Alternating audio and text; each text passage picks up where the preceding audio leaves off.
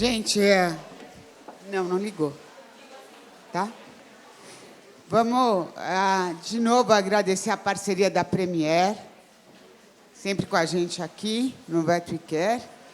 E teremos agora a distribuição de brindes com a Carol. Pessoal, bom dia. Queria agradecer, em primeiro lugar, ao Pet Care pela oportunidade, agradecer vocês pela presença. A gente vai fazer o sorteio de 13 brindes. Eu vou pedir, por favor, para quem for sorteado, espera todo mundo aqui na frente que a gente vai tirar uma foto só, tá bom? Pedir para a Carla ajudar aqui, por favor, a sortear.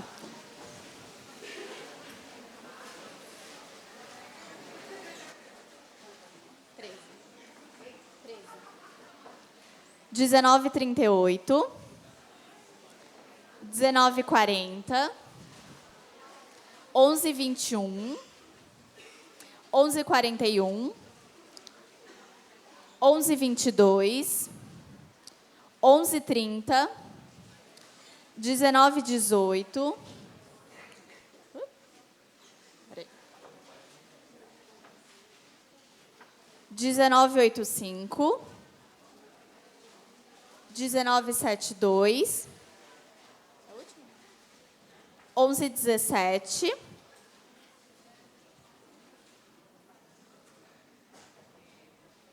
faltam 3. Mais 3. Obrigada, Carla. R$11,36, R$19,39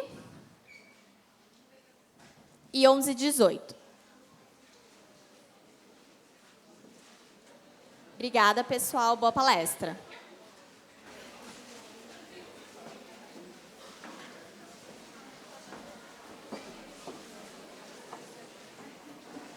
Oi, gente.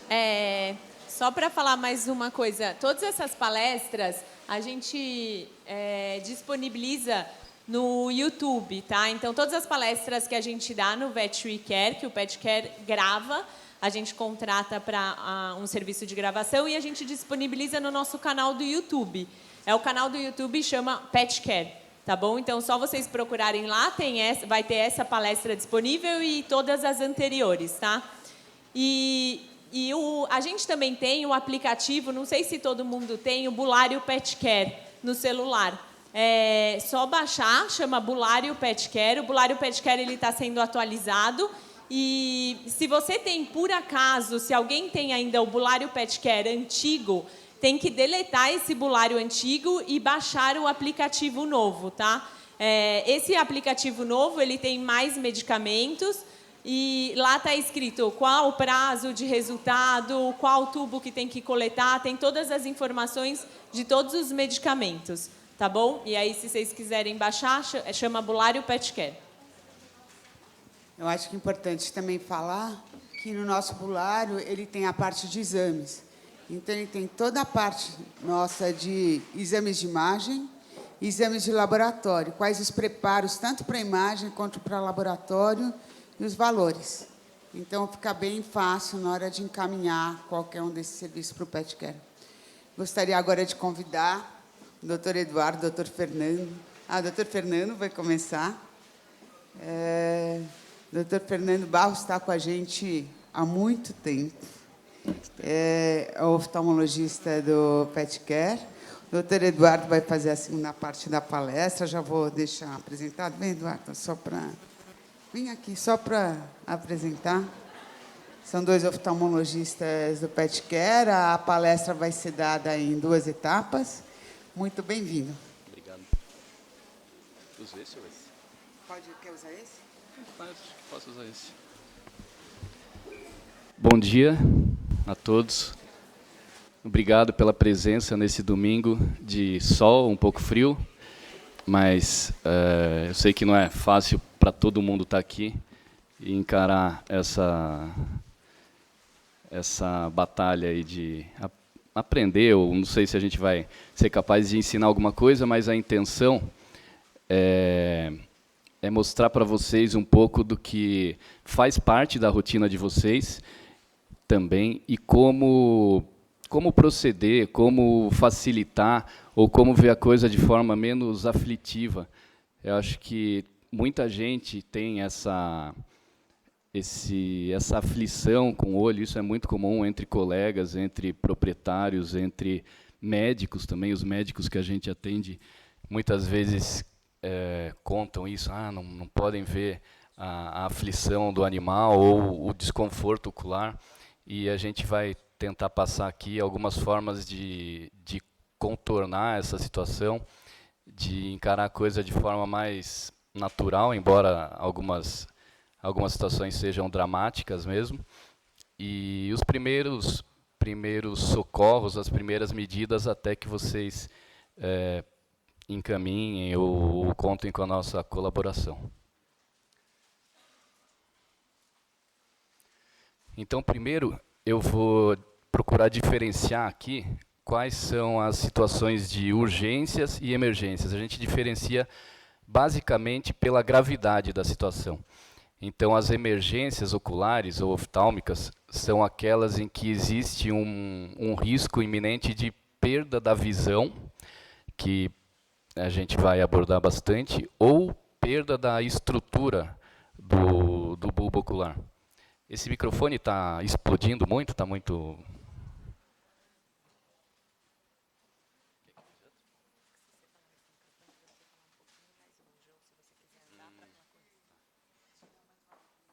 Agora eu posso bailar aqui um pouco. Bom, e as urgências são situações menos dramáticas, mas que também implicam numa certa gravidade, mas sem aquele risco iminente de perda da função, né, perda da visão ou perda da estrutura ocular.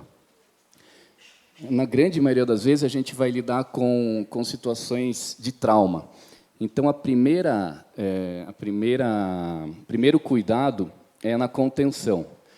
Às vezes, situações como essa aqui que a gente vê, que traz para o proprietário uma aflição muito grande, um drama, parece uma coisa muito grave, porque confunde mesmo. Pode ser desde uma perfuração, desde uma ruptura do olho, até, nesse caso, era uma verruga de pálpebra pequena, um papiloma, que o animal coçou e sangrou, né? Mas sempre pensar que são situações de trauma, geralmente, a gente tem que conter com cuidado, fazer o exame físico completo, então não pensar só no olho, por mais que aquilo chame muito a atenção, que atrai a atenção, mas a gente tem que pensar que muitas vezes o trauma é de cabeça, então ver se não tem nenhuma condição neurológica associada a um trauma crânioencefálico. O exame físico deve ser completo, muitas vezes até sob sedação, porque são animais que chegam em estresse agudo, né, numa dor extrema, exigindo analgesia. E só a partir daí, dessa contenção cuidadosa e de analgesia, e às vezes até sedação, é que a gente vai proceder o exame físico, o exame oftálmico mais minucioso possível. Então, sempre pensando em trauma de cabeça, as lesões graves. E acho que a exoftalmia traumática, é a situação que mais representa, mais nitidamente simboliza a emergência oftálmica. Como sinônimos, a gente vê proptose ocular, luxação do bulbo ocular. Então, tudo isso para apontar que o olho, a partir de um trauma, ele saiu da órbita. Isso acontece com maior frequência nas raças braquicefálicas, né? Muito frequentemente em Shih Tzu. É o que a gente vê na maior parte desses casos. O diagnóstico é muito nítido, né? Não precisa de nenhum exame muito elaborado para fazer o diagnóstico dessa exoftalmia traumática. Isso acontece geralmente a partir de um trauma que, para esses cães, para esses braquicefálicos, o trauma não precisa ser tão agressivo, tão grave, para que o olho seja expulso da órbita, porque a órbita é rasa e o olho fica mal abrigado, ali, mal posicionado, então, com facilidade, ele sai de posição. A gente sempre pensa, então, no exame físico completo, ver se não tem nenhuma lesão além da ocular. Por mais que isso seja muito dramático, né, você tem que pensar que, para acontecer isso, houve um trauma. Ainda que seja um shih tzu, que não exige tamanha dimensão de trauma, mas é necessário ver se existe algum comprometimento neurológico, a avaliação de estado mental e de e o exame físico completo mesmo. Exames subsidiários, a gente pensaria em diagnóstico por imagem, radiografia de crânio, pensando em fratura de órbita, às vezes mandíbulas, fraturas de crânio. Então, às vezes, condições como essa, de uma exoftalmia até parcial, em que a intenção sempre, ou na grande maioria das vezes, é reduzir, devolver o olho para a órbita, e sempre isso traz um prognóstico reservado até para mal. A gente vai falar sobre o prognóstico também, mas uma vez que o olho sai da órbita, existe um estiramento do nervo, né? O nervo óptico vai sendo esticado, e esse estiramento, por si só, já pode levar à degeneração do nervo. E, a partir da degeneração do nervo óptico, a cegueira definitiva. Então, como proceder nessa situação bem dramática, bem aflitiva? O proprietário chega muito apavorado, com razão, né? É uma situação grave, e a gente procura sempre pensar na redução. Então, procurar, ainda mais trabalhando com oftalmologia, a intenção é sempre preservar o olho, preservar primeiro a integridade do olho e, se possível, também a visão. A gente vai ver que, na maioria das vezes, a perda da visão é inevitável, mas muitas vezes a gente consegue, pelo menos, preservar a estrutura. Então, a redução, quer dizer, manter o olho reduzindo para a órbita, né, devolvendo o olho para a órbita, a gente opta, na maioria das situações, na maioria dos casos. O primeiro passo é proteger esse olho que está exposto. A tendência é que ele resseque muito, além da dor. O ressecamento traz bastante consequência para a córnea, e é o que a gente procura evitar nesse primeiro momento. Então, proteger o olho com solução salina, irrigando bastante, usando antibiótico tópico na forma de pomada, géis, pensando em preservar a superfície ocular. Compressas geladas também, para tentar minimizar aquele edema que se forma atrás do olho. Então, o edema retrobulbar é muitas vezes responsável pela dificuldade que a gente tem para devolver o olho para a órbita. Essas compressas ajudam, muitas vezes anti-inflamatório, esteroidal, uma dexametasona, por exemplo, intravenosa, pode auxiliar bastante também nessa manobra de redução. E a manobra, propriamente, não é de grande dificuldade. O que a gente vai fazer é tracionar essas pálpebras que estão evitando que o olho volte para o lugar e, devagar, empurrar o olho para dentro de novo, né, para a órbita, e depois proceder a uma tarsorrafia, quer dizer, suturar a pálpebra ali de forma temporária, para que evite, nesse primeiro momento, que o olho luxe novamente. A gente vai ver algumas imagens daqui a pouco. E a enucleação, ela é sempre a última das opções, né? É tudo que a gente procura evitar, que muitas vezes é inevitável. Mas, então, a enucleação é reservada para aqueles casos onde existe uma destruição irreparável do bulbo ocular, onde se vê ruptura de córnea, ruptura de esclera, sangramento intraocular, perda da musculatura extraocular. Então, aqueles músculos retos, eles ajudam no suprimento sanguíneo do olho, e se eles se perdem, se eles se rompem, quando existe avulsão da musculatura, ou avulsão completa do nervo óptico, que muitas vezes a gente vê o nervo óptico pendurado, nessas situações não tem como pensar em manter o olho. Aí a única alternativa é mesmo enuclear. Então, aqui, para ilustrar a manobra de redução, o que se vê nessa primeira imagem é um edema e uma hemorragia aqui da conjuntiva, e as pálpebras que tendem a se fechar, fazendo um espasmo que evita que o olho volte para a órbita. Imediatamente também já começa a acontecer um ressecamento da superfície, né? A gente vê a córnea opaca, perde transparência. O primeiro cuidado, então, evitando autotrauma, é colocar um colar protetor, que nesse caso aqui está muito curto, né? Mas posicionar um colar para evitar autotraumatismo, lubrificar esse olho irrigando com muito soro, usando gel do tipo Viscotears, Vidizic, Fresh Tears, ou lubrificantes mesmo, como colírios, né, Cistane, Optive. Compressa gelada pode ajudar, mas, claro, depois de uma analgesia, de uma contenção muito cuidadosa. E a manobra de redução mesmo, pode ser feita uma cantotomia, que é essa abertura da lateral aqui da pálpebra, só para facilitar essa devolução do olho para a órbita. Então, a cantotomia e a tração de pálpebra, que está representada aqui, as pinças tracionando as margens palpebrais, no sentido anterior, né, para tirar essa tensão de pálpebra, e devagar a gente vai reposicionando o olho com as mãos mesmo, com o dedo, empurrando o olho para a órbita.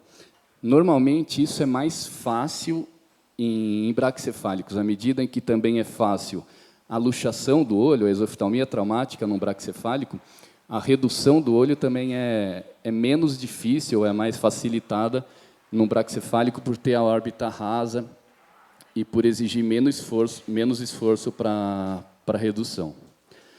Depois dessa redução, é feita uma tarsorrafia temporária, que está representada aqui. Então, são pontos nas pálpebras, até com captons para diminuir tensão, para não cortar muito a pele. E essa tarsorrafia pode ser mantida normalmente por 15 ou 20 dias, para que haja tempo desse edema atrás do olho ceder, e depois a gente abre, tira esses pontos e vê como é que é a situação final. Então, num primeiro momento de luxação do olho, de exoftalmia traumática, dificilmente, a partir de alguns meios de prognóstico, ainda assim, a gente não consegue, muitas vezes, garantir que a visão vá se recuperar ou que a visão se perca definitivamente. O que é importante é acompanhar, porque tem alguns casos que evoluem com cegueira depois de algum tempo, não imediatamente no trauma. Então, aqui também ainda a manobra de redução.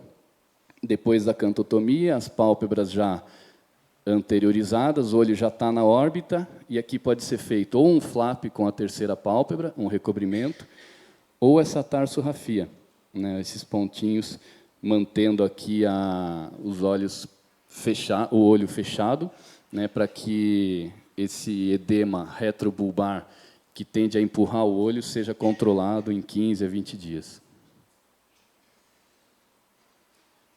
Ou no outro lado, no lado ruim quer dizer, sempre a exoftalmia traumática é uma situação dramática, é ruim, é grave, mas a enucleação a gente deixa para aqueles casos mesmo onde não tem como reparar o dano. Então, a enucleação não é uma cirurgia que tem poucas intercorrências, né? Uma delas é o sangramento, mas não é uma cirurgia de difícil realização. A gente secciona a musculatura extraocular e, até algum tempo atrás, essa imagem era bem comum. Assim, a gente via as enucleações que só aproximavam conjuntiva e resto de musculatura e mantinham a fenda palpebral. Mas esse tipo de cirurgia, a intercorrência principal é que isso vai gerar secreção e necessidade de limpeza para a vida, né? Então, hoje a gente prefere remover as margens palpebrais, que isso também não implica numa dificuldade maior na cirurgia, alguns minutos a mais. Então, removem-se as margens e a pele é suturada, de modo que isso não vai trazer maior transtorno em longo prazo. Então, casos assim, onde a gente vê que o olho saiu da órbita e rotacionou completamente, houve perda de toda a musculatura extraocular, o nervo óptico rompido, a gente perde muito até referência anatômica, né? Então, nesse caso, não tem como pensar, embora a córnea ainda esteja íntegra, o olho ainda mantenha uma certa estrutura, mas essa perda de musculatura aqui, essa avulsão completa, exige que a gente proceda à enucleação, né? Não tem como manter um olho com essa condição. E aqui, para ilustrar também um pouco a enucleação, aqui foi uma mesoftalmia traumática com uma lesão grave na córnea, né? Uma exposição do bulbo ocular e a córnea muito sofrida, é um dano irreparável, a estrutura comprometida. O que a gente faz é dissecar, então, toda essa musculatura extraocular, procurando deixar bem isolado o olho mesmo, para que os tecidos adjacentes, ali, conjuntiva, musculatura, ajudem a preencher essa cavidade que vai se formar. Para não ficar que muita gente pensa, os proprietários têm a impressão que vai ficar um buraco horrível, uma coisa impressionante, mas não. E quanto mais tecido a gente preservar aqui, então remover unicamente o bulbo e preservar a conjuntiva, a musculatura, isso vai ajudar no preenchimento da cavidade orbitária. Algumas coisas que a gente procura remover também para evitar chateação de longo prazo margem de pálpebra, então até a extremidade aqui, onde ficam os pontos lacrimais. Isso evita que ocorra acúmulo de secreção, que fica drenando a partir desse pontinho de canto interno. Então, a gente remove essas margens, remove a terceira pálpebra, com a glândula da terceira pálpebra também. Então, aqui já está a cavidade, a remoção da glândula e da terceira pálpebra. Depois, aproxima os tecidos conjuntiva, musculatura, os tecidos que permanecem, e isso evita que se forme uma cavidade que chame muito a atenção do proprietário, que cause uma certa repulsa, né? Normalmente, os proprietários têm a aflição de lidar com o olho ou com uma enucleação, né? Principalmente em pós-operatório. Mas eu acho que, preservando alguns tecidos ali, diminuindo a cavidade que se forma depois, a aflição também tende a diminuir. Então, só para lembrar, sempre remover glândula e terceira pálpebra e as margens palpebrais até a extremidade ali, que conta com os canaizinhos lacrimais, para que não haja secreção persistente. E, claro, o olho também, né? Não adianta lembrar de remover o resto e deixar o olho.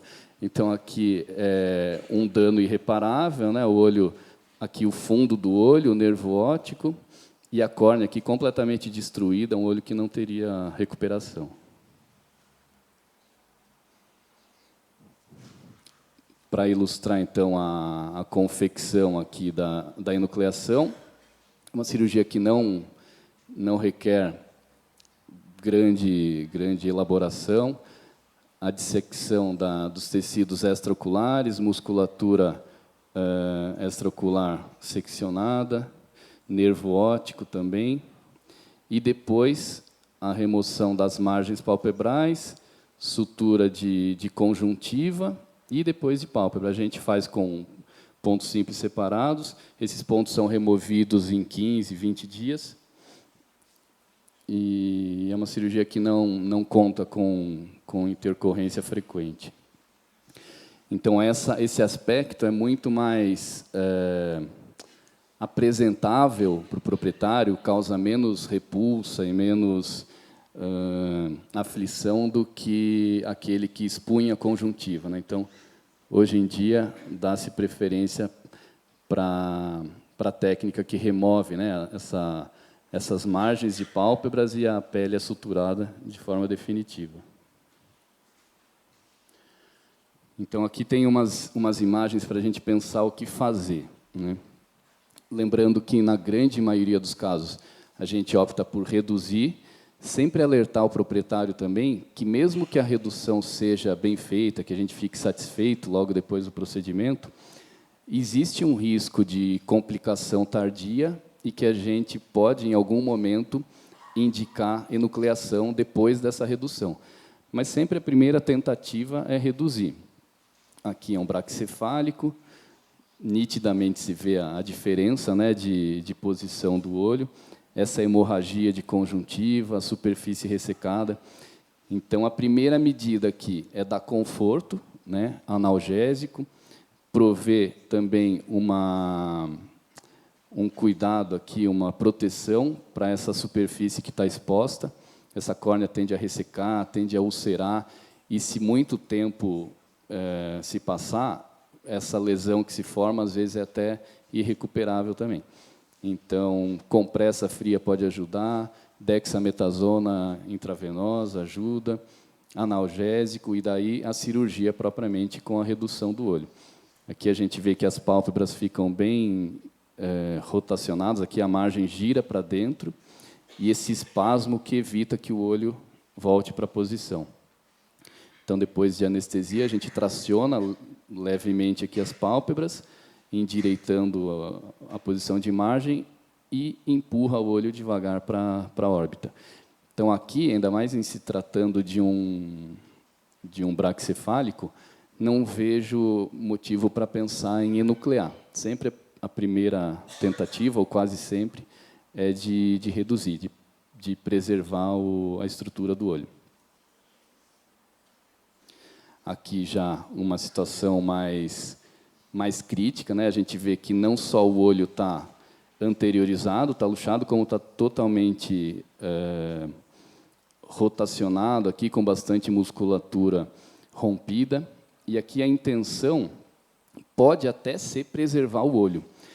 Mas, nesses casos, num caso como esse, muito provavelmente evolui como evoluiu para a enucleação, né? Porque esse dano muscular aqui, esse grau de estrabismo que fica, muitas vezes não se mantém, não se pode manter o olho, porque ele não fica bem posicionado na órbita de novo, ele resseca com facilidade, ele forma lesão que não cicatriza nunca. Então, e a visão se perde também, né? Porque esse grau de estiramento aqui do nervo óptico também, o nervo degenera de forma sempre irreversível. Aqui uma foto do Edu. É uma imagem clássica de exoftalmia traumática, em que a gente tem a intenção, assim, vendo um olho desse, a vontade é de empurrar ele para o lugar de novo. E está certo, né? Eu acho que é só pensar em sedar, em anestesiar mesmo, analgésico, lubrificar o olho, tracionar, e num cão desse, mesmo que seja uma situação extrema, assim, tá um horror, mas a tendência é que a redução seja fácil. E o prognóstico a gente vai ver que varia, mas pode evoluir bem também. Já aqui não, né? É uma exoftalmia traumática também, existe edema de conjuntiva, existe hemorragia, a córnea muito ressecada, então isso já de algum tempo não foi cuidado de forma adequada num tempo curto. E aqui a gente acaba optando por enuclear, porque vê que a superfície é muito sofrida, a conjuntiva hemorrágica, o olho rotacionado também. Na dúvida, a gente prefere reduzir, ainda que seja necessário, em algumas vezes, um segundo procedimento para enuclear, mas sempre a primeira intenção é reduzir, até porque a enucleação não tem volta, né? E aqui, essa foi uma das situações um dos casos mais feios que eu já vi, assim, mais dramáticos, onde a proprietária, com razão, né, chegou chorando, se jogava no chão, e não se sabe exatamente o que houve, mas o gato foi encontrado assim, saiu de casa e foi encontrado assim. Aqui não tem como pensar em preservar nenhum dos olhos, né? Aqui houve uma destruição da estrutura, então a esclera rompida, o olho já não tem forma, exige enucleação. O outro olho também, além da exoftalmia, tem a avulsão do nervo óptico aqui pendurado. Então, não tem aqui, a indicação é de enucleação bilateral. Mas a gente tem que lembrar que, para um gato ter uma proptose bilateral, foi um trauma de cabeça bem importante, né? O exame neurológico pode ser um pouco dificultado, uma vez que os olhos se perderam, né? A visão se perdeu, mas é nítido aqui esse desvio de narinas, né? Hemorragia nasal. Então, antes da gente pensar só no olho, antes de se ater ao olho, é importante que se veja a situação geral e a condição para suportar uma anestesia. Ou primeiro, esse paciente tende ou exige uma estabilização de situação clínica geral. Além da redução, então aqui a gente vai falar um pouco do tratamento medicamentoso, além da redução, né? Então, chegou, a gente conseguiu reduzir, e além da redução tem a medicação que vai auxiliar na manutenção do olho, evitando o edema persistente, contando sempre com antibiótico sistêmico. Por exemplo, enrofloxacina, a gente não usa em gatos, porque pode degenerar a retina. Então, ou enro, ou amoxicilina e clavulanato, qualquer antibiótico de amplo espectro, de preferência. E além do antibiótico sistêmico, a medicação tópica também, antibiótico, por exemplo, a tobramicina. Muito embora com a tarsorrafia, ela é parcial, ela é temporária, então é possível instilar colírio naquele olho reduzido. Analgésico sempre, né, uma situação que traz dor. Cicloplegia, a gente usa atropina, colírio, porque esse colírio diminui o espasmo de dor e também diminui a chance de sinéquias, né, de aderências intraoculares.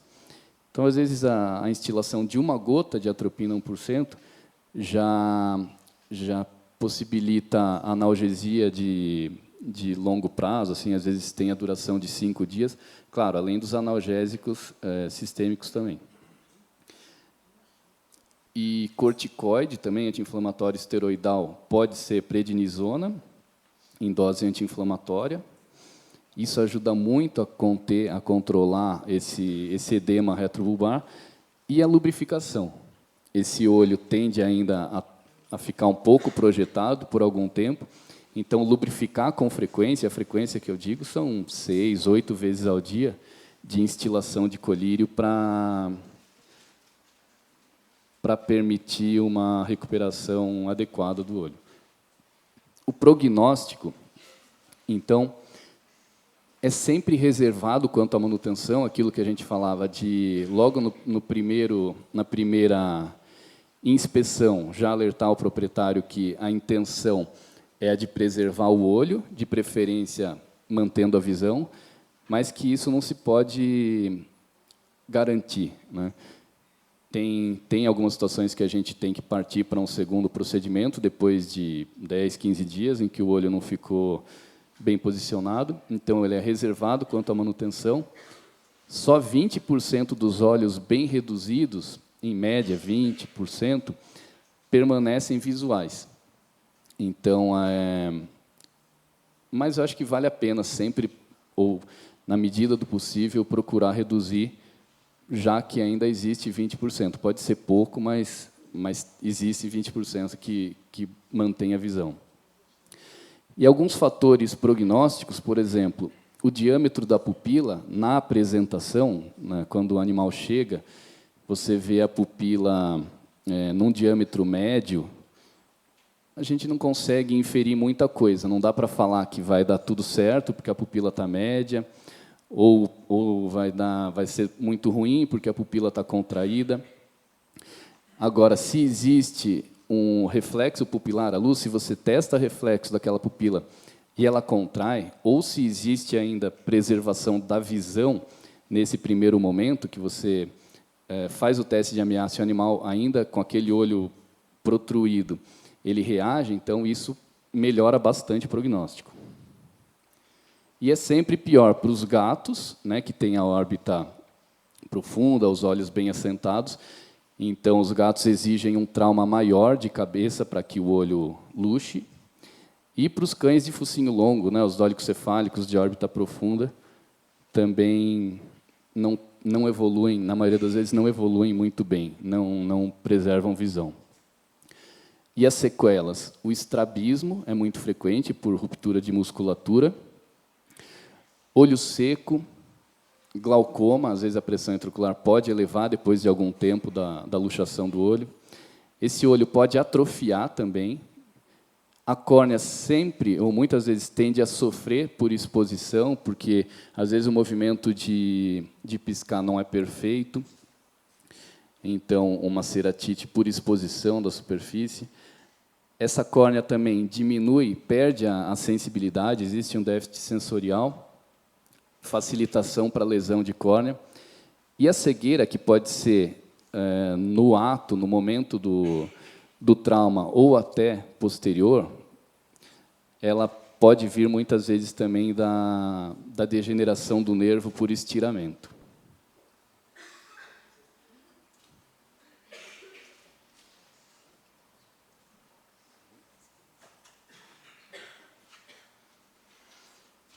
Falar sobre lesões corneanas também, as úlceras de córnea, que sempre trazem gravidade, sempre trazem bastante sintoma, dor, animal que chega piscando. Os sinais são inespecíficos, mas é sempre importante a gente verificar, investigar se existe uma úlcera de córnea.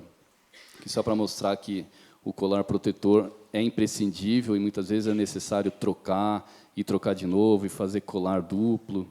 Então, modos de preservar a integridade do olho. Lembrando, toda úlcera de córnea implica em risco de perfuração, então a gente deve pensar sempre no colar protetor, evitar autotraumatismo.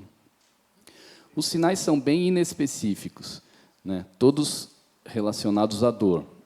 Aquelas pálpebras, né? Aquele piscar frequente, lacrimejamento, secreção ocular, que pode ser desde mucosa até purulenta, dependendo da gravidade da lesão. Olho sempre vermelho, coça e a luz incomoda. Então, se pensar também num glaucoma, os sinais podem ser esses. Se pensar numa uveíte, os sinais também podem ser esses. Então, sempre a gente vai investigar um pouco mais a fundo. Isso é certo que vocês têm em consultório e é imprescindível, né? Qualquer exame oftálmico tem que contar com a fluoresceína, que pode ser na forma de colírio em frasco ou em tira, que a gente umedece aqui com o soro fisiológico e goteja na superfície. É um corante hidrossolúvel que cora o estroma da córnea, então ele não cora todas as camadas. Só para lembrar aqui, a gente tem o epitélio, né, olhando aqui de frente, a camada mais externa é o epitélio. Depois do epitélio, a segunda camada é o estroma, que é essa camada mais espessa. Então, a úlcera de córnea, ela pode ser no estroma anterior, uma lesão superficial, no estroma médio, né, uma lesão já de gravidade maior, ou o estroma profundo, uma úlcera que às vezes se vê até a olho nu, aquele degrau, às vezes até antes de pingar a fluoresceína, a gente já consegue detectar que a úlcera é grave por conta do degrau que se forma na superfície. E depois do estroma já existe aqui a membrana de Descemet, que é a membrana elástica, ela é transparente, e ela não se cora, aliás, toda a córnea é transparente, e ela não se cora com fluoresceína. Então, quando a úlcera é muito grave, e já está aqui na membrana de Descemet, a gente pinga a fluoresceína e não existe impregnação dessa córnea, dessa porção da Descemet exposta, que é o que a gente vê aqui, né? Então, a membrana de Descemet, que é a última ali, é a sinalização de uma úlcera muito grave, de um risco iminente de perfuração, essa superfície não se cora com fluoresceína, essa membrana de DCM não se cora com a fluoresceína. Então, é uma lesão, são duas lesões, aliás, que se veem a olho nu, né? E quando a gente pinga fluoresceína, não cora. E daí daria para pensar, então não tem nada, né? Não tem úlcera, mas é nítido, né? Tem a úlcera, está aqui. Então, isso acontece porque a membrana de DCM, que é profunda, ela não retém contraste, não retém fluoresceína. Mas exige um cuidado, esse quadro exige um cuidado intensivo.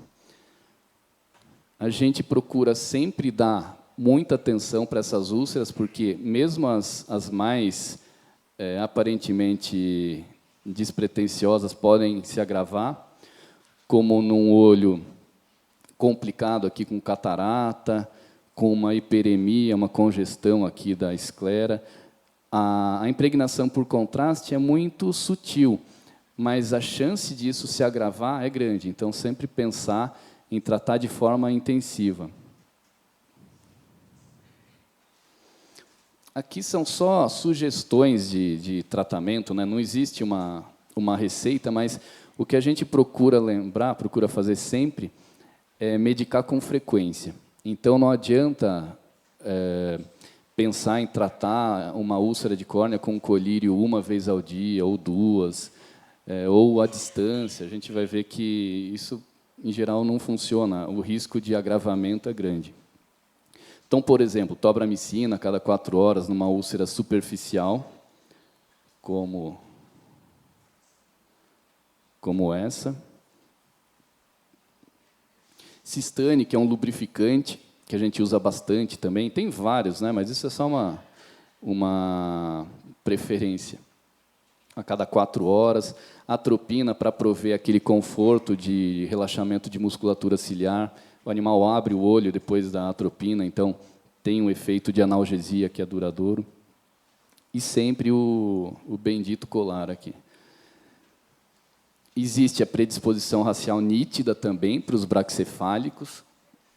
E aqui é para frisar mesmo que a rotina, a gente vê muito shih tzu com lesão de córnea. É o ponto fraco da raça, né? Mas os braquicefálicos em geral. Então, Lhasa, Pug, Bulldog, mas shih tzu sempre mais privilegiado aí. Eles têm um déficit sensorial natural da córnea, eles já têm menor sensibilidade na superfície. Então, as lesões que, por exemplo, para um poodle doem muito, né? Um poodle chega com o olho muito fechado, que impede qualquer manipulação. Para um shih tzu, isso é, às vezes, assintomático, então exige muito mais observação de perto. E o ressecamento da superfície dessas raças, por conta da exposição do olho, isso facilita também as lesões. Aqui o dito cujo.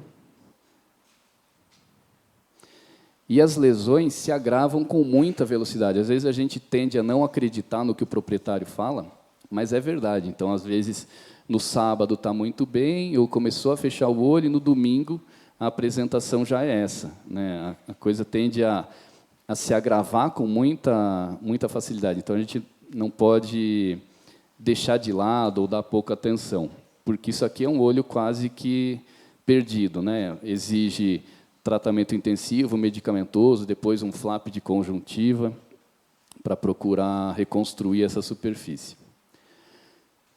Então, as falhas são muitas vezes relacionadas à escolha clínica versus cirúrgica. Usar só colírio numa úlcera que está prestes a perfurar facilita a complicação, né? O agravamento é iminente.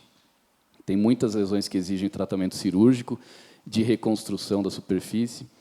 A escolha do antibiótico, então, preferencialmente, fazer com base em cultura e antibiograma, mas claro que a gente não faz o exame, espera o resultado para só então entrar com tratamento, né? A gente já procura entrar com um antibiótico potente, principalmente nas úlceras mais graves, e sempre com frequência alta. Frequência alta é a cada 2 horas ou de hora em hora, incluindo a madrugada em algumas situações. O acompanhamento à distância, então, você examina na segunda-feira e pede para voltar em 1 semana, às vezes isso também é é determinante para um resultado ruim. É importante ver, às vezes, até a cada 2 dias, em alguns casos. Banhos durante a vigência do tratamento também não são nada recomendáveis. Proprietários que tiram colar. E ainda a gente vê uso de corticoide em lesão de córnea. Aqui, por exemplo, um Epitesan, que é uma pomada boa, uma pomada que tem suas indicações, mas usar numa úlcera dessa gravidade, com a superfície que tende a se gelatinizar, ela está se desfazendo, e o próprio ato de aplicar a pomada, você tem que manipular isso aqui em exagero, né, aumenta o risco de agravamento. Então, esse é um olho, a gente vê que tem um pouco de ifema, aqui tem sangue na câmara anterior, tem sinal de contaminação e perda da sustentação mecânica da córnea. É um olho para colírio com muita frequência, né? Colírio do tipo Zimar, Vigamox, colírio, essas quinolonas de 3ª geração, 4ª geração, aliás, e com frequência alta. Aqui também um agravamento bem sério, dos mais críticos de uma úlcera de córnea, é o melting. Então, esse melting é justamente essa gelatinização que eu falava. A córnea perde a sustentação da superfície e ela vira uma gelatina, literalmente. Então, aqui também não adiantaria, por exemplo, a gente usar um Tobrex, que é um colírio bom, né, que tem as suas indicações também, o Stil, que é o diclofenaco, que a gente hoje em dia evita, usar anti-inflamatório não esteroidal também nas úlceras de córnea. Então, aqui também é caso para usar, aqui tem uma sugestão de tratamento, para um melting dessa magnitude num PUG, né? Então, por exemplo, Vigamox, colírio, de hora em hora, para tentar tirar dessa fase crítica e depois ver se vai ser necessário, em curto prazo também, uma fixação de um pedículo de conjuntiva, aqui, de um flap conjuntival. EDTA, que é um colírio que inibe as colagenases, né, que destroem a córnea, o EDTA 0,35%, também de hora em hora. Então, é esforço intensivo, é dar trabalho para o proprietário mesmo, para tentar tirar dessa situação crítica. Muitas vezes, ou é necessário também antibiótico por via oral e, além de tudo isso, depois de poucos dias, se sair dessa fase de melting, indicar também o tratamento cirúrgico, que tende a ser o flap de conjuntiva que a gente vai falar. Então, aqui também, um anti-exemplo, né, do que se fazer. É uma lesão grave, profunda, nessa porção mais central se vê a membrana de DCM exposta, aquela última membrana. Tem até uma tentativa de recuperação aqui, com essa neovascularização adjacente, mas é uma úlcera muito profunda, muito grave. Então, não dá para pensar em tratar com o Ciprovete, que é um colírio que também pode ter um bom efeito, mas, em geral, a gente ouve bastante queixa de desconforto ocular, um colírio que tende a arder um pouco. E fazer um flap de 3ª pálpebra também, a gente recobre o olho e não acompanha a evolução. Enquanto se fizer, se a gente pensar numa outra alternativa cirúrgica, pode surtir um efeito bem melhor. Aqui o que eu já falava das lesões superficiais. Esse parênteses aqui, para as úlceras indolentes ou refratárias, o boxer é a raça mais predisposta.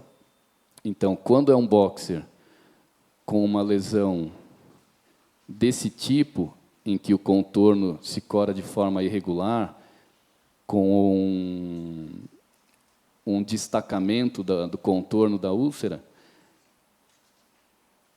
pode-se pensar em fazer, isso é uma ceratotomia em grade, e hoje em dia a gente faz um outro debridamento também, com uma broca de diamante, como se fosse um rotor de dentista, que escarifica essa superfície, né? Então debrida esse epitélio que está destacado, e isso facilita a aderência de uma córnea, de um epitélio sadio.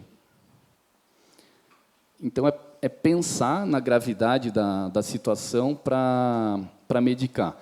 Essa é uma úlcera que cora, né, ambos os olhos com lesão extensa, que a gente, se não der a atenção necessária, isso pode se agravar muito.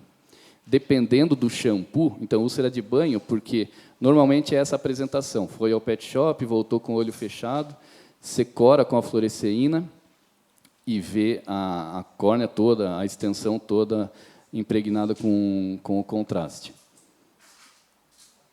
Então, pensar em fazer tratamento intensivo. Aquilo que eu falava da DCME, né, da DCME exposta, uma lesão corneana profunda, já destruiu o epitélio, estroma, então uma lesão grave que a gente vai precisar interferir muitas vezes de modo cirúrgico. A fluoresceína cora só ao redor da lesão, ela não fica impregnada na membrana. Isso é um outro lembrete aqui também. Esses olhos vêm muito doloridos, o animal não abre o olho por nada. Então, não adianta a gente, a todo custo, examinar na marra, pegar, segurar a cabeça e abrir o olho na marra, que muitas vezes esse tipo de olho, essa situação crítica aqui, esse olho pode se romper ali no consultório, né? Então, existe um afinamento importante da córnea, a membrana de DCME que está ainda sustentando esse olho, mas se a gente fizer pressão em cima desse olho, a chance de romper é muito grande. Muitas vezes, então, usar anestésico tópico para o exame, né, colírio. Aqui só para lembrar, então, as possibilidades de cirurgia, de reconstrução. O que a gente usa, principalmente, é o flap de conjuntiva e vê resultados muito bons. Em alguns casos, a sutura direta, dependendo da extensão da lesão. Já são técnicas que exigem microscopia cirúrgica. Lesões graves, né, também com exposição da membrana de DCME, em que você não se sente seguro para usar só colírio, né? A chance de perfurar, de se agravar é grande. Aqui também a lesão profunda, e aqui chama atenção esse halo branco, esse halo opaco, que é indicativo de infecção ocular. Então, a córnea começa a sofrer pelos agentes inflamatórios e infecciosos, e a chance disso se agravar e virar um melting extenso é bem grande. Aqui uma outra lesão. Então, só para ilustrar aqui o flap de conjuntiva, a gente disseca uma faixa de conjuntiva e gira para cima da lesão, que é profunda, e sutura em cima dessa úlcera.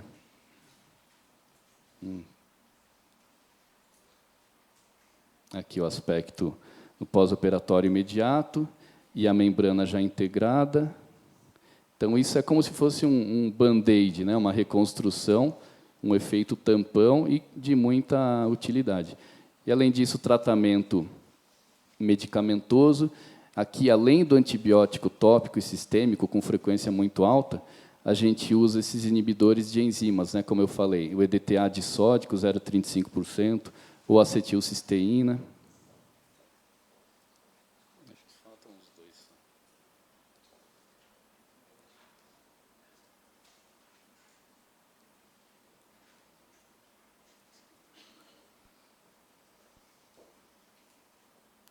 Aqui uma laceração de córnea suturada e a evolução.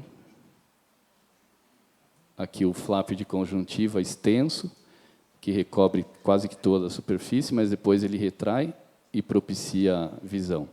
E aqui o melting só em maior escala, aqui detalhe, que exige tratamento agressivo, porque é uma dissolução da córnea mesmo, ela está gelatinizada, e o prognóstico ruim.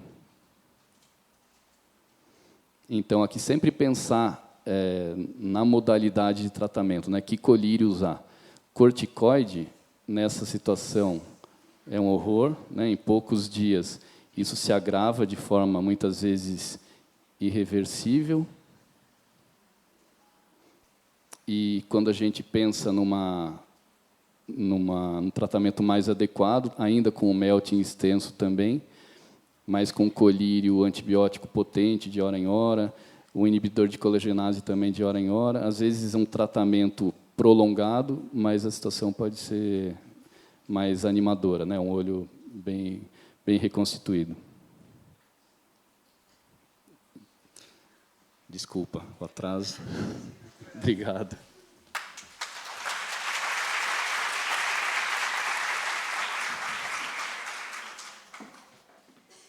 Nós vamos dar a continuação agora, doutor Eduardo Pellman, também atendendo como oftalmologista na rede PetCare. Obrigado. Dá para falar aqui? Dá para ouvir? Dá para ouvir.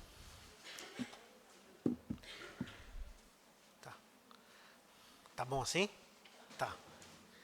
Então vamos lá. Bom, continuando o assunto sobre emergências, nós ouvimos a proptose do bulbo ocular e a úlcera de córnea, que são grandes emergências e ocorrem com muita frequência. Agora a gente vai ver alguns outros casos onde também são emergências, e é importante a gente conhecer que existem esses casos, que existem essas doenças, e o melhor jeito de a gente lidar com elas. Então, emergência, o que é uma emergência? Emergência é quando, se em poucas horas a visão, o bulbo ocular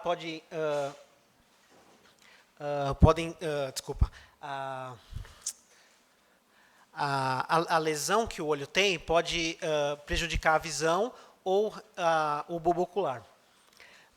Toda dor ocular deve ser considerada emergência, tá? Porque quando o animal tem dor, ela pode, com certeza, ela pode ser algo que pode prejudicar a visão, é um potencial de prejudicar a visão, e geralmente são dores muito intensas, então devem ser consideradas como emergência. E, às vezes, condições crônicas do olho podem, do nada, virar uma emergência. Então, o animal tem um glaucoma crônico, já está ali muitos anos, e, do nada, isso pode virar uma emergência. Então, assim, nem toda emergência é óbvia, está escrito emergência. Então, por exemplo, olho vermelho agudo, o animal ficou do nada com olho vermelho. Pode ser uma coisa boba, mas de repente é uma emergência. Às vezes pode ser uma úlcera de córnea profunda e a única coisa que a gente consegue ver é o olho vermelho. Opacidades oculares súbitas, do nada o olho ficou azulado, tá? Isso pode ser uma emergência. Como eu disse, blefarospasmo, que é o animal ficar com o olho piscando muito, o olho totalmente fechado, indica dor. Isso sempre é uma emergência. Do nada, o animal tem uma secreção ocular, também é preocupante. E cegueira súbita, sempre é uma emergência. Tá? Eu vou mostrar alguns casos que não são, mas até a gente descobrir que não é emergência, tem que ser lidado assim. Bom, então, assim, é importante a gente ter algum diferencial. Então, um simples exame é necessário para a gente poder saber se está com uma ceratoconjuntivite, que não é uma emergência, geralmente é uma doença crônica que vem evoluindo, uma ceratite ulcerativa, que sempre é uma emergência, uveíte, glaucoma e hipersclerite, que a gente vai falar.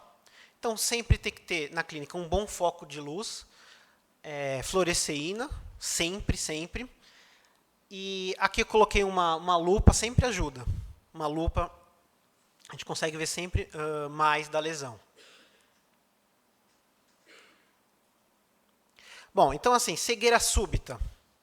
O animal do nada ficou cego. Então, o que é uma emergência? A princípio, tem que ser lidado com emergência pelo potencial de algumas doenças. Então, por exemplo, descolamento de retina, neurite óptica, lesões no sistema nervoso central. E eu coloquei SARDS. SARDS é uma degeneração súbita da retina, eu já vou falar. E eu coloquei interrogado, por quê? Porque não é uma emergência. Mas você não sabe disso quando chega no consultório. O animal ficou cego do nada. A gente tem que ir atrás disso. Então, aqui é um jeito de a gente examinar o fundo do olho. Eu vou mostrar mais disso. Não é difícil fazer. Aqui é só um foco de luz e a lente. A gente já consegue ver o fundo de olho. Mas, hoje em dia, a gente até com celular, com um iPhone, a gente consegue bater foto do fundo de olho, contanto que a pupila esteja dilatada. Então, o que não é emergência quando o animal fica cego? Tá? Então, catarata. Tá? Eu coloquei aqui entre aspas, por quê? Quantas vezes o proprietário já chegou e falou assim, nossa, ficou cego do nada, né? Veio chorando, correndo, foi ontem que aconteceu.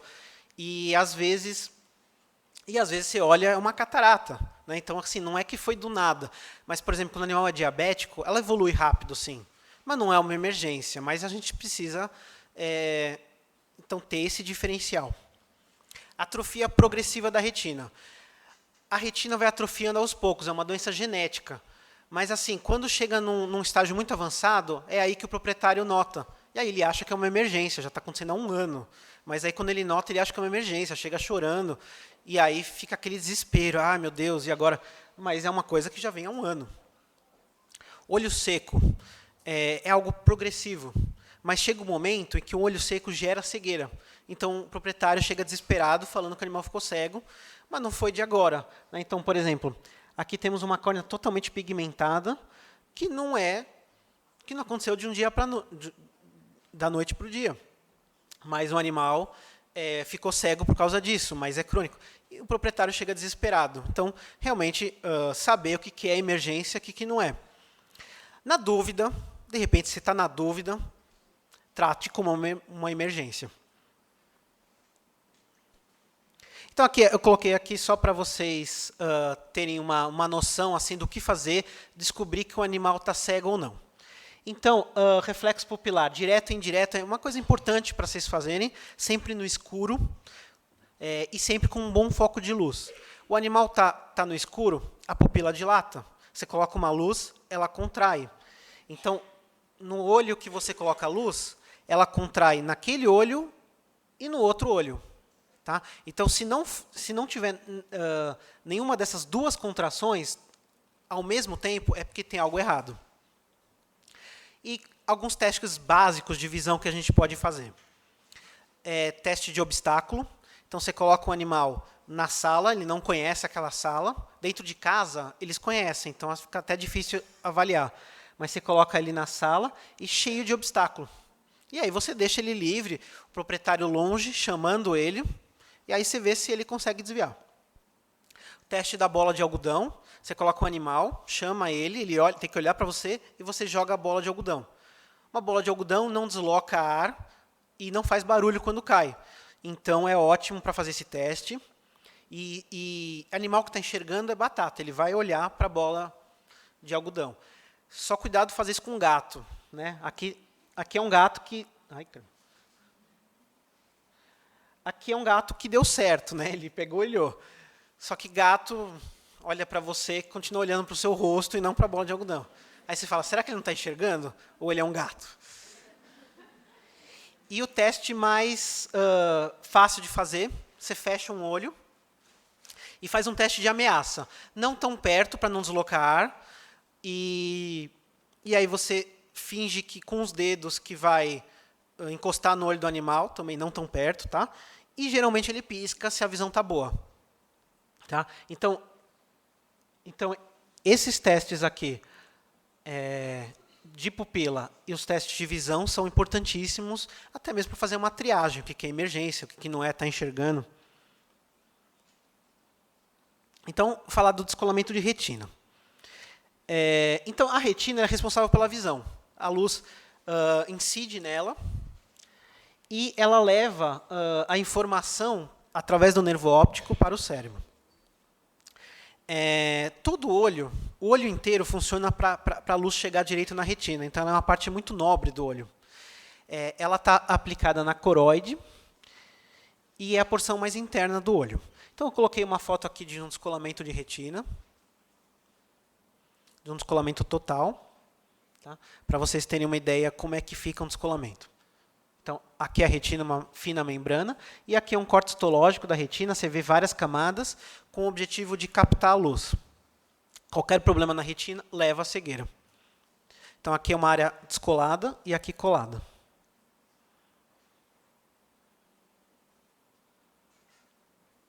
Então, o que pode causar um descolamento de retina?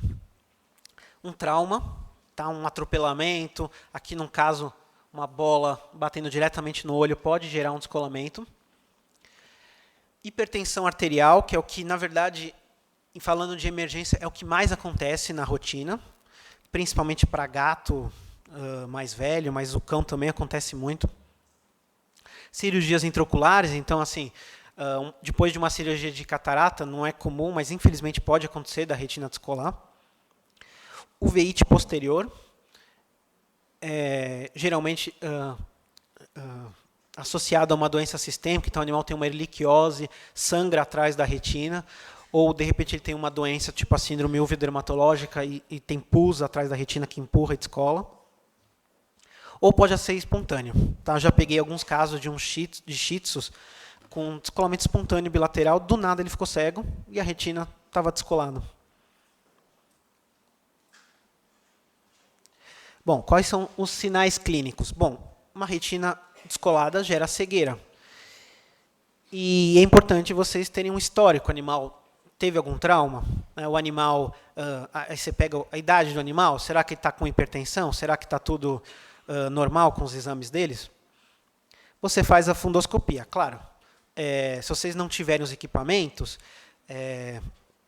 você pode até tentar tirar foto com o celular, mas a fundoscopia é fundamental. Tá?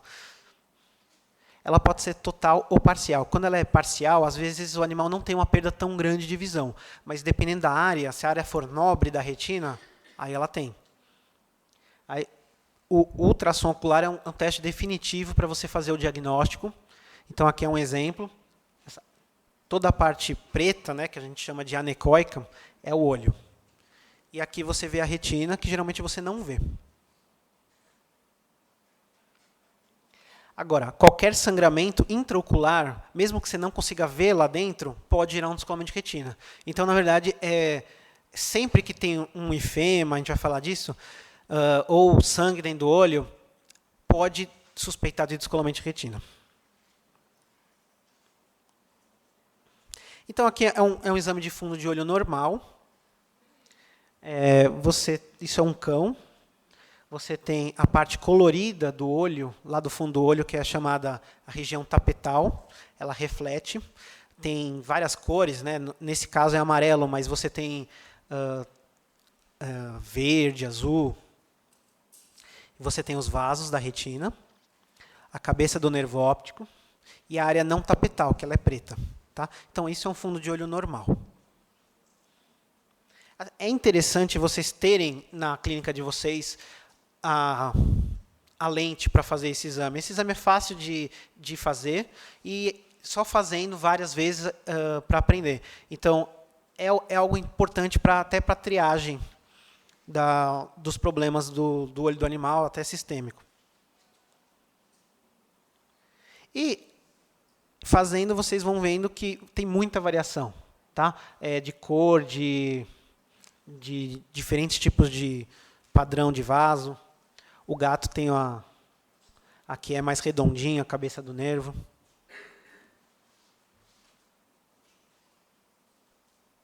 Clinicamente, se não tem nenhuma hemorragia dentro do olho, a gente consegue ver o descolamento total de retina.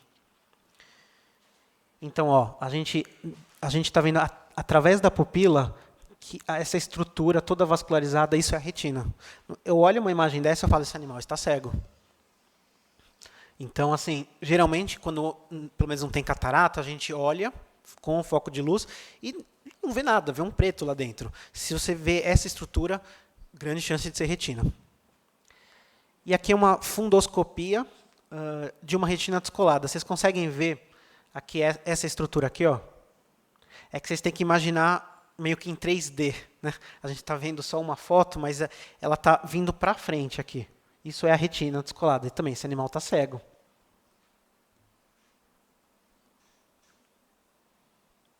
Bom, qual que é o tratamento do descolamento de retina? Primeiro, a causa. Qual que é a causa do descolamento de retina? Tá? Como eu disse, a mais comum que a gente pega de rotina é hipertensão. Quando é súbito, às vezes o animal teve um descolamento por hipertensão. Então, primeiro, pensar nisso. Usar corticoide sistêmico é paliativo, tá? Depende do tipo de descolamento. Quando que funciona um corticoide sistêmico? Quando você tem um exudato atrás da retina e aí você trata e esse exudato vai embora e a retina descola. Mas é paliativo, tá? Um descolamento de retina geralmente é muito grave e é muito difícil consertar. Eu já vi vários casos onde teve um descolamento por hipertensão, e aí você rapidamente tratou a hipertensão, e aí a retina voltou a colar. Então o animal voltou a enxergar. Então, por isso, a importância da velocidade do diagnóstico. E também, para usar corticoide, é importante saber se o animal está com a pressão alta, se ele está com todos os exames normais, para você acabar não prejudicando mais a parte sistêmica. E também existe cirurgia para descolamento de retina. Que eu saiba, no Brasil só tem uma pessoa que faz, lá em Curitiba, e também os resultados assim, também não são tão ótimos. Então, essa parte de cirurgia no Brasil, a gente não está muito avançado. Só aqui mais uma foto de um descolamento. Tá? É um gato com hipertensão, pela pupila a gente consegue ver já a retina. Geralmente você não vê esses vasos, os vasos estão lá no fundo. Então, não necessariamente a retina precisa descolar para o animal estar cego. Então, às vezes você tem uma hipertensão, a córnea a retina já está muito prejudicada, mas não, às vezes ela está colada. Então, é isso que você vê, sangramento na retina, ou às vezes menos grave, umas alterações vasculares. Nesses casos, a maioria das vezes, a visão está normal, mas eu já peguei muitos casos onde o animal estava enxergando mal ou não estava enxergando, e esse era o achado. Tá? Então, sangue na retina não necessariamente está descolado. Então, como eu disse, é simples fazer a fundoscopia. Então, até funciona como triagem. É só você ter a lente, tá? E um foco de luz. A pupila dilatada, você consegue ver muito bem essas imagens que eu estou mostrando de fundo de olho. Então, assim, até vocês podem dilatar a pupila dos seus pacientes ou do cachorro de vocês, usa o celular e vocês vão ver que dá para tirar foto de fundo de olho tranquilo, só tem que ter um flash contínuo. Então, geralmente, eu uso o flash contínuo da função de filmagem. Aí eu filmo. Quando forma uma boa imagem, eu tiro um print screen. Então, o que eu falei da SARS, que em inglês é Sudden Acquired Retinal Degeneration Syndrome. Quer dizer, a síndrome da degeneração súbita da retina. Do nada, o animal fica cego. Mas do nada, assim, ó, pá, o animal está cego. E o que você faz? O fundo de olho está normal. Você fala, bem frustrante, né? O animal cego, você faz o fundo de olho normal. E é uma cegueira irreversível. Mas você não sabe disso nos primeiros momentos. Então, tem que ser considerado uma emergência. E geralmente está associado com hiperadrenocorticismo, não necessariamente, mas a grande maioria dos casos tem as alterações de hiperadrenocorticismo, como ganho de peso, poliúria, polidipsia. Grande maioria apresenta meio gordinho, então assim, vocês já podem começar a suspeitar disso. E ele pode apresentar reflexo pupilar. É diferente de uma neurite, que pode ter os mesmos achados e não ter reflexo pupilar. Então, tenham isso em mente. A SARS pode ter reflexo pupilar e a neurite não tem. O diagnóstico da SARS a gente faz por eletroretinografia.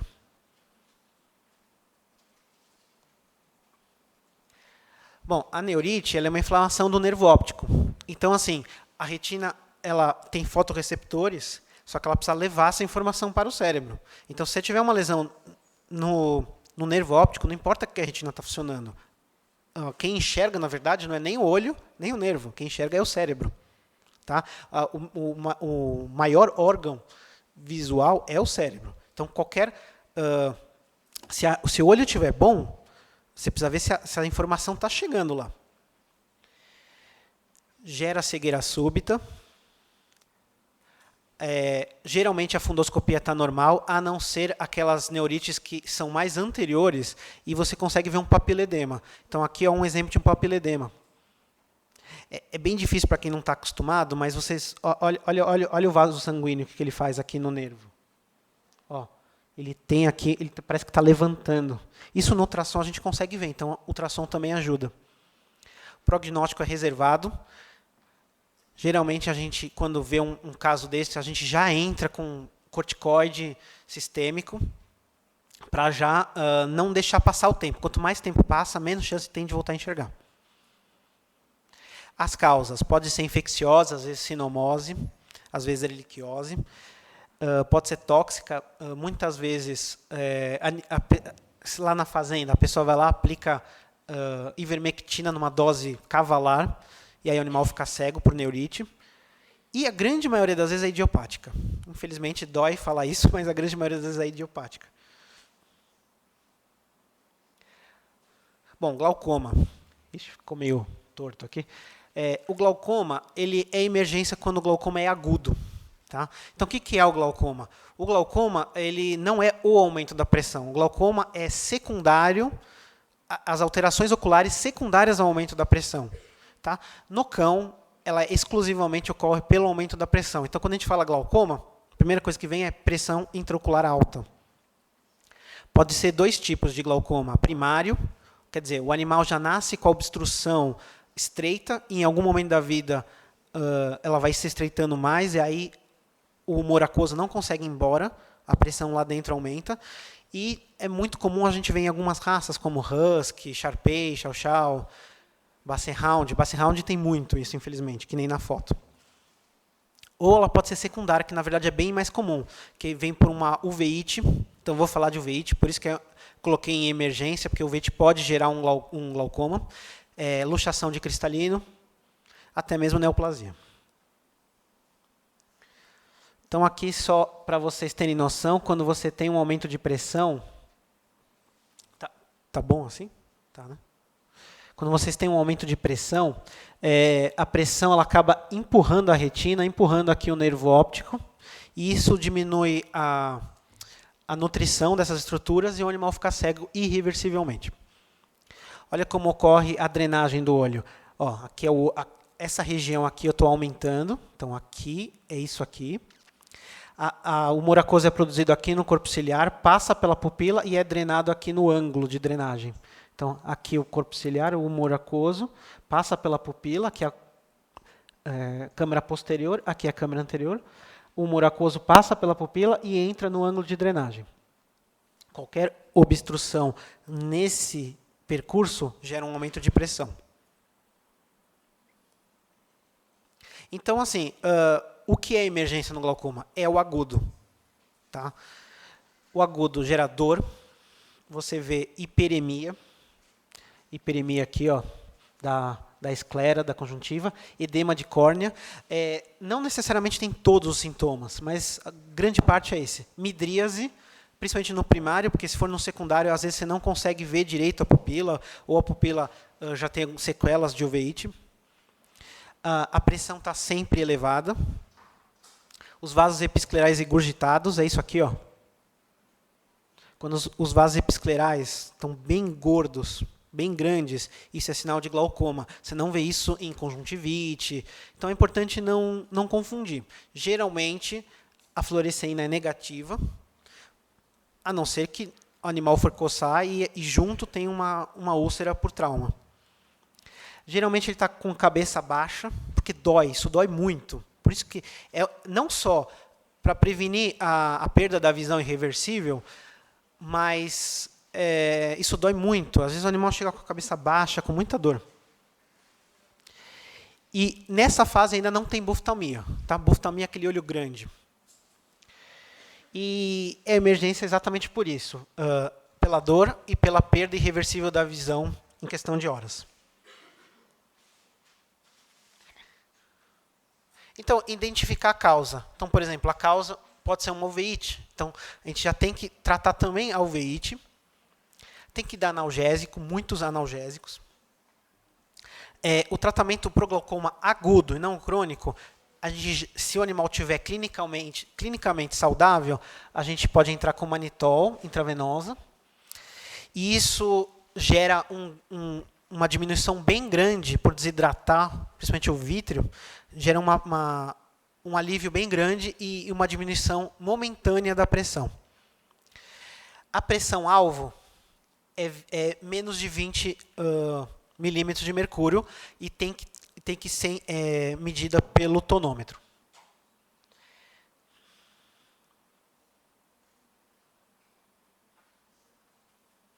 Então, aqui eu só deixei de comentar, a pressão normal do animal, que não tem alterações de nervo óptico, é de 10 a 20. Mas é interpretativo. Às vezes você tem um olho normal, está com 10, e o outro está com 17, pode já considerar que o 17 está aumentado.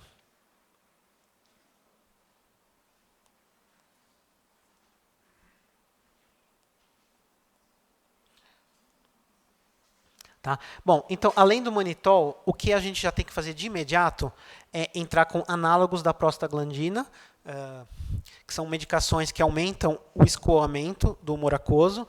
Por exemplo, tem o latanoprosta, que é o Xalatan, ou o Drenatan. E inibidores da anidrase carbônica, que é o Truzopt, o Cozopt. Tá? A gente já pinga, junto com o manitol, no glaucoma agudo, tá? Para baixar a pressão o quanto antes, e depois que a pressão está baixa, a gente quer manter baixa só com as medicações. Então, aqui é um exemplo de glaucoma crônico. Vocês estão vendo que esse olho já está super grande. Isso não é uma emergência, porque era uma emergência há muito tempo atrás. Tá? Quando o olho já está grande, com certeza a visão já está perdida. E se a pressão está alta, sim, o animal tem dor, mas ele não demonstra dor extrema. Às vezes ele nem demonstra dor. A gente, muitas vezes, só quando faz a enucleação ou faz algum procedimento que a pressão... para a pressão baixar, aí a gente vê a diferença no comportamento desse animal. Por isso que a gente sabe que eles têm dor. Mas é muito diferente de um glaucoma agudo, onde a dor é muito mais forte.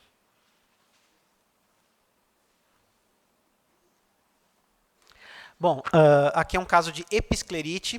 Parece um glaucoma, o olho está grande, está feio, está vermelho. Os vasos episclerais também podem estar engurgitados. E o animal pode ter dor. Então, é importante também diferenciar, é uma emergência, precisa entrar com corticoide sistêmico o quanto antes para não ter sequela.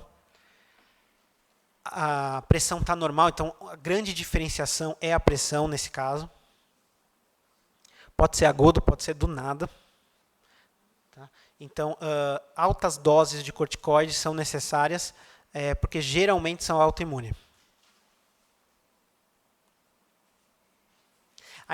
A endoftalmite ela é uma infecção intraocular, ela é uma emergência porque assim, você tem bactéria dentro do olho. O olho é uma estrutura que não é tão vascularizada. Você tem a úvea, que é bem vascularizada, que é a íris, corpo ciliar e coroide, mas você tem um espaço ali muito grande para a bactéria fazer a festa. E se a gente não tratar rápido, isso vira uma infecção generalizada, chamada panoftalmite, que é muito séria, gera dor. Então, quando a gente vê sinais de infecção do olho, é importante já tratar com antibióticos, tópico, sistêmico. Se bem que a grande maioria é bacteriano. Algumas vezes é fúngico. Se bem que aqui em São Paulo isso não é comum. Em outros lugares, às vezes nos Estados Unidos é mais comum. Eu sei que no sul, em Curitiba, é comum, mas aqui em São Paulo não é. Então, a grande maioria é bacteriano e geralmente vem por uma perfuração ocular ou algum trauma perfurativo, não necessariamente recente.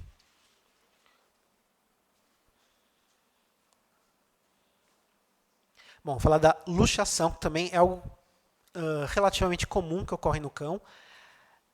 Gera muita dor, aumenta a pressão e ocorre pelo rompimento das zônulas da lente. Então, assim, a lente, quando eu digo cristalina, que hoje em dia o termo anatômico correto é lente.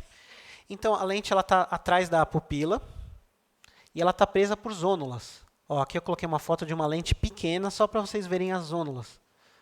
Então, ela é presa 360 graus. Quando essas zônulas se rompem por trauma, geralmente por predisposição genética, ela pode ir para frente ou para trás. Se ela for para frente, isso pode gerar muita dor, porque a câmara anterior ela é pequenininha. Olha a diferença da câmara anterior aqui e a câmara vítrea. Então, se ela luxar, que luxe para trás. Quando ela luxa para frente, gera muita dor. Então, aqui alguns exemplos clínicos. Tá? Não é difícil de ver. Tá? Com um foco de luz, vocês conseguem ver que a lente ela pode ter catarata ou não, ela pode estar opaca ou não, mas ela está na frente da íris. Ela não pode estar na frente da íris, ela tem que estar atrás da íris. Então, Desculpa, às vezes eu dou um pico de... que às vezes eu vou falar e fica meio fora do... Então tá aqui, ó. A lente está anteriormente à íris. Ó, aqui é um gato, a lente opaca. Olha a íris atrás da lente. Ó, tá vendo? Isso tudo mostra que a lente nunca mais vai voltar no lugar normal. Não tem mais as zônulas. Então, assim, tem alguns tipos de tratamento. O que eu gosto de tentar antes, tá? A primeira coisa que eu gosto de tentar antes. Bom, primeiro avaliar o olho, se a pressão intraocular está muito aumentada, se já é algo mais crônico. Mas quando é muito agudo, a gente consegue empurrar a lente lá para trás. Então, ó, a lente está aqui na câmera anterior. E aí a gente faz um procedimento para ela cair para a câmera posterior. Desculpa, câmera vítrea. A câmera posterior ela fica aqui bem pequenininha. Tá? Então é a câmera vítrea. Tá? Então, se acontecer isso, ótimo. A gente, às vezes, devolve a visão para o animal e ainda acaba não fazendo uma cirurgia que é um pouco agressiva, que eu vou falar. Então, qual que é o procedimento? E assim, para quem nunca viu esse procedimento ou nunca tentou, não é interessante já começar a fazer, é interessante realmente indicar para um oftalmologista fazer, que é, se o animal, primeiro observar se ele tem facodonese. Facodonese é quando a lente está se mexendo. Tá? Num animal normal, com as zônulas normais, ela não se mexe. Mas se a zônula, se ela está solta lá dentro, ela está se mexendo. Só que ela pode estar presa na câmera anterior, então ela não vai se mexer. Então, se ela está se mexendo, a chance desse procedimento de dar certo é bem alta. Você dilata a pupila com midriacil, né, que é a tropicamida.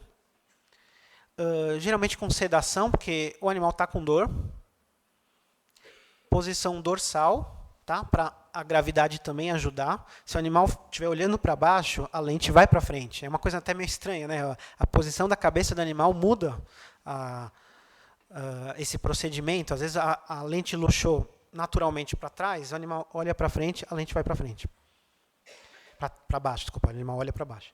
E aí você usa colírio anestésico, você usa gel lubrificante para não causar uma úlcera no procedimento, e aí você empurra. Você pode empurrar pela pálpebra, ou, se o animal estiver totalmente sedado ou anestesiado, você pode usar algum instrumento, por exemplo, tipo um palito de sorvete, é bem interessante, com a córnea bem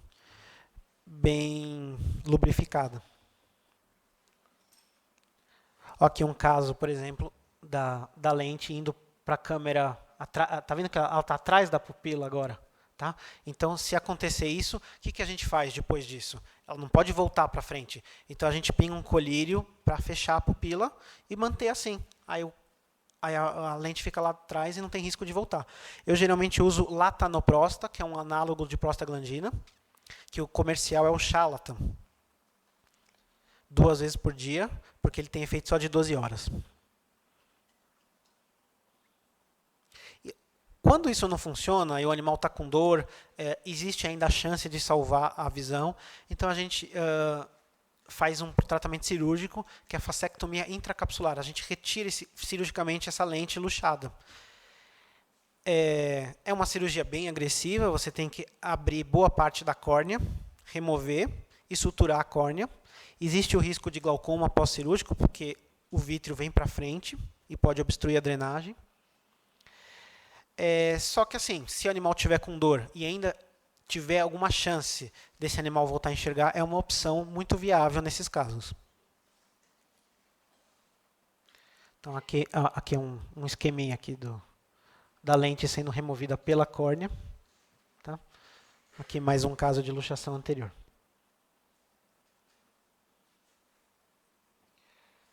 Bom,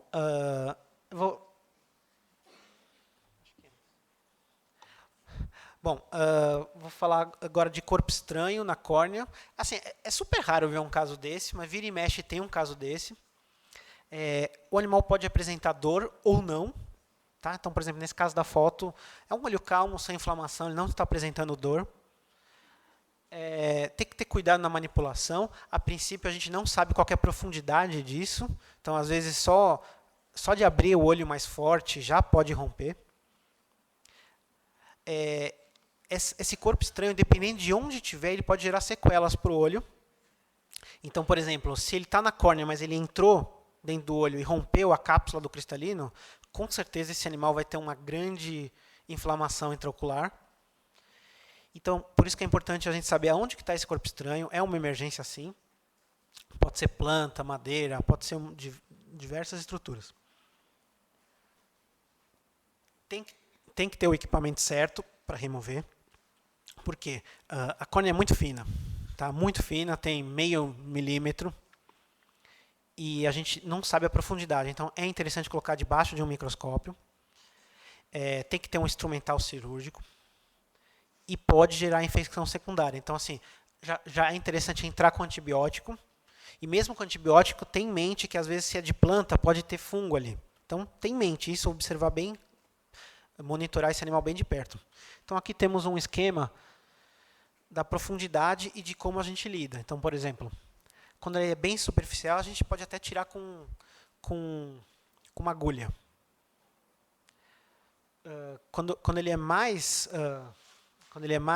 profundo, ele já perfurou. Então, vai ter que fazer aquelas cirurgias que o Dr. Fernando mostrou, de suturar a córnea. E tem que ter cuidado com isso. Quando ele é muito profundo, aí você tem que abrir o olho. Não adianta tirar pela córnea, você tem que abrir o olho para remover essa estrutura. Geralmente um espinho, um pedaço de madeira. Bom, uveíte anterior.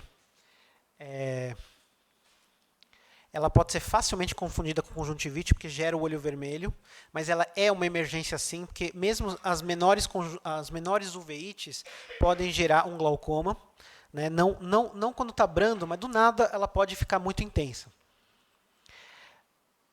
Geralmente linfoma é muito intenso, é muito rápido a perda da visão. O diagnóstico precoce aumenta a chance do animal voltar a enxergar e pode levar ao glaucoma. As causas da uveíte. Uveíte é uma inflamação da íris, corpo ciliar ou coroide, ou todas as estruturas ao mesmo tempo. Ela pode ser infecciosa, então super comum ser infecciosa, no cão erliquiose, no gato FIV, FeLV, PIF.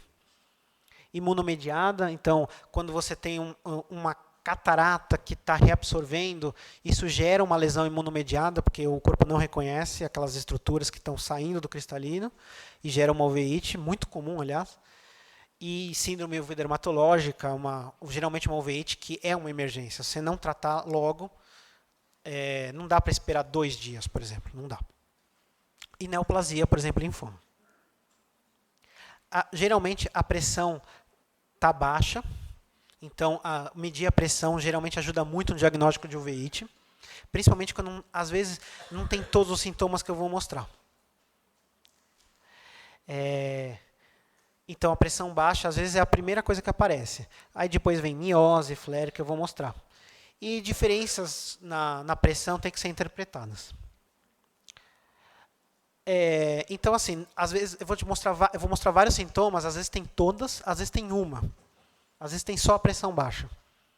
Tá? Então, por exemplo, hiperemia conjuntival, que é muito, muito confundida com conjuntivite. Conjuntivite no cão não é comum. Então, se o olho está vermelho, não pensar, é uma conjuntivite. Não é comum.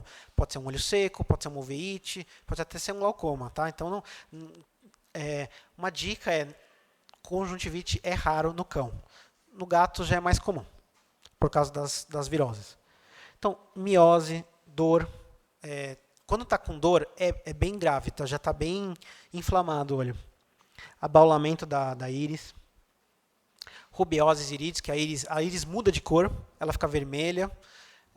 Isso é uma coisa que todos já viram. Injeção ciliar, que são vasos que estão entrando na córnea em borda de escova. Fotofobia, lacrimejamento. Flare, que é essa perda de transparência do humor aquoso. Hipópio, que é pus na câmera anterior, né? Aqui no caso não tem, mas é fácil de ver. Edema de córnea. E pode ter sinéquia anterior e posterior. Sinéquia é quando a íris se adere à lente ou se adere à córnea. PK, que é precipitados ceráticos. Aqui, ó, nessa foto, você consegue ver esses pontinhos na córnea. Pupila irregular. abaulamento da íris e sinéquia posterior. Então, aqui miose. Miose, isso aqui é sangue na câmara anterior. Então, isso aqui é uveíte? Não necessariamente, porque eu estou vendo só isso. É uma possível uveíte. Pode ser hipertensão também. Aqui fibrina. Aqui é um gatinho com fibrina. Aqui é um abaulamento, já uma uveíte descontrolada, não foi tratada corretamente, e isso gera glaucoma. Ó, esses abaulamentos da íris. Aqui, ó como esse abaulamento da íris chama íris bombê, ele obstrui a drenagem e gera um glaucoma. Isso é uma uveíte que não foi tratada direito. Geralmente já chega assim. Linfoma também é uma causa de uveíte. O diagnóstico tem que ser feito rápido, né? O tratamento, geralmente corticoide, se tiver a fluorescência negativa. E você pode usar colírios, a atropina, por exemplo, que o Dr. Fernando falou, aliviador. Eu vou um pouco mais rápido para não ficar muito fora do tempo, tá? Então, quando o animal é diabético ou tem uma úlcera, você pode usar colírios não esteroidais. Então, por exemplo, Cetrolac, Stil, Ocufen. Stil eu não gosto quando tem úlcera, tá? Mas se não tem úlcera, geralmente a gente usa o Cetrolac.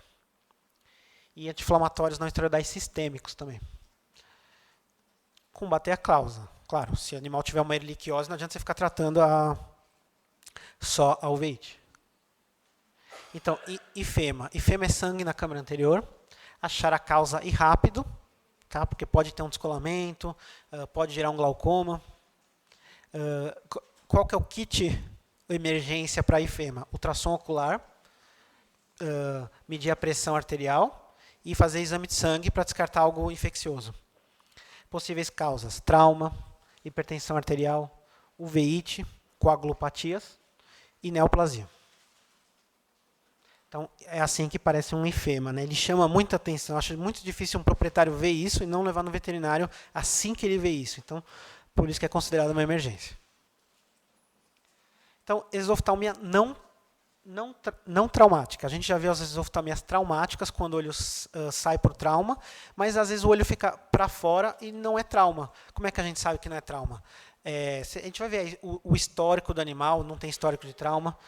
Pode ser um abscesso, pode ser cisto, pode ser uma celulite orbitária, pode até ser uma neoplasia. Como é que a gente sabe se tem alguma coisa atrás do olho empurrando?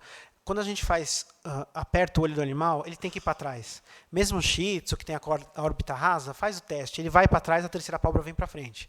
Quando isso não ocorre com dificuldade, tem alguma coisa atrás do olho. Então, às vezes, até a conjuntiva fica edemaciada e às vezes parece que é uma conjuntivite, algum problema, e não é uma coisa atrás do olho empurrando. Então, por exemplo, nesse caso, o olho para fora, você aperta, o olho não vai para trás, aí o que fez? Fez ultrassom e viu que era um abscesso. Abscesso é emergência? É emergência, né? Você vai deixar o animal com abscesso, o negócio só vai piorar e pode até ter risco de sepse. Então, foi anestesiado, o ultrassom deu que era abscesso e foi drenado. Então, o histórico, né, geralmente esses animais não têm trauma, geralmente é progressivo, mas alguns proprietários acham que tudo é agudo, né? Então, fazer um ultrassom ocular. Nesse caso, era uma celulite. A princípio, eu achei que era uma neoplasia atrás do olho. Marquei um ultrassom, mas já entrei com antibiótico e corticoide e ele chegou no ultrassom perfeito. Então, nunca confundam buftalmia com exoftalmia. Exoftalmia é o olho para fora sendo empurrado. Buftalmia é já um glaucoma crônico, o olho está grande. Eu já peguei muito caso onde o veterinário estava tratando para glaucoma um olho para fora, que na verdade era um tumor retrobulbar, que é bem comum de acontecer. Aqui, acho que é o último slide. Laceração palpebral, achei interessante pôr, porque é uma emergência.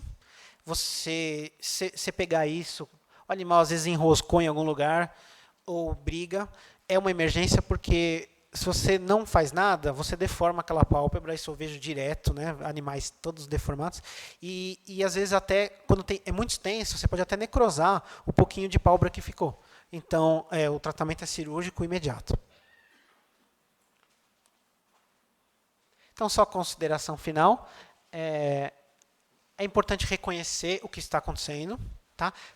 Tratar, entrar com o tratamento correto. Se, na dúvida, por exemplo, tem um corpo estranho, ou, meu Deus, será que é um glaucoma agudo e eu preciso medir a pressão, encaminhar para o oftalmologista que tenha os equipamentos. Mas, talvez já medicando, entrar com analgésico, antibiótico, se for o caso. Eu pego muito isso, muito. Tá? Tentar um tratamento antes pode prejudicar a visão do animal. Então, assim, às vezes, eu vou dar um exemplo só. Chega no consultório um animal com olho vermelho, olho opaco. Vou dar um Tobrex antes, um Epitesan antes. E, se não der certo, eu vou mandar para o oftalmologista. Mas, às vezes, é um glaucoma agudo. Às vezes, a gente pode salvar a visão desse animal. Mas aí não dá certo o tratamento. E aí volta e perdeu já a chance de salvar a visão. Então, assim, obviamente, né, vocês não precisam sair encaminhando, vocês podem tratar, mas cuidado com as emergências, cuidado com a piora muito grande daquele quadro. Tá? Acho que é isso aí. Se alguém...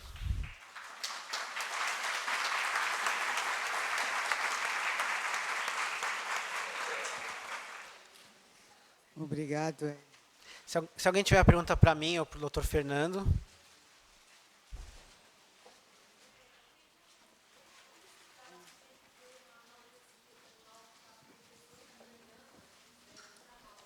Espera aí que ela vai levar, que não estou ouvindo. Lá no fundo.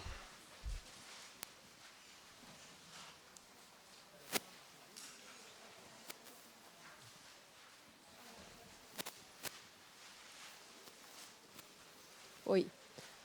O tramal tem que ser usado com cautela em animal que tem pressão intracraniana aumentada. A pressão intraocular também deve ser considerada nesses casos? Pode agravar? Não, o tramal não tem efeito em pressão intraocular. Não? Então, se clinicamente o animal estiver normal para poder usar o tramal, não se preocupe com pressão intraocular. Na verdade, assim... Não tem muitas medicações que podem aumentar a pressão intraocular e prejudicar o animal. Tá? A que mais tem que se preocupar é, por exemplo, a atropina tópica. Se a gente usa atropina tópica, pode sim prejudicar a pressão. Então, na dúvida de glaucoma, tem que evitar usar a atropina.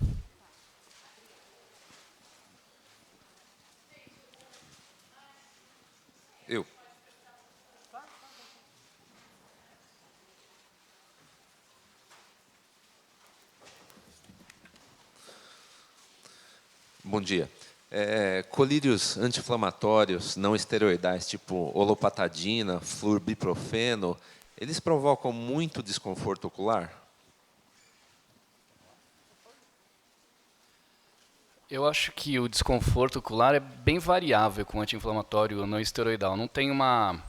Eu não vejo um relato frequente assim, de desconforto com anti-inflamatório não esteroide.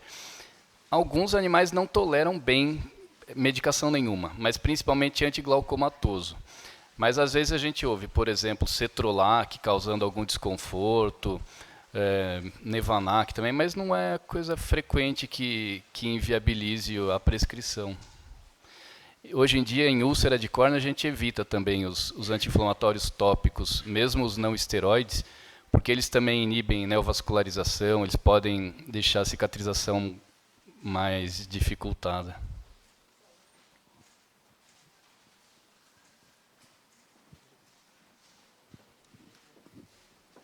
Vou falar que, gente, eu sei que oftalmo é sempre um desconforto às vezes na clínica. Então, acho que essa palestra assim tende a aproximar o Dr. Fernando e o Dr. Eduardo de vocês. O que vocês precisarem podem. Eles trabalham todo sábado também, né?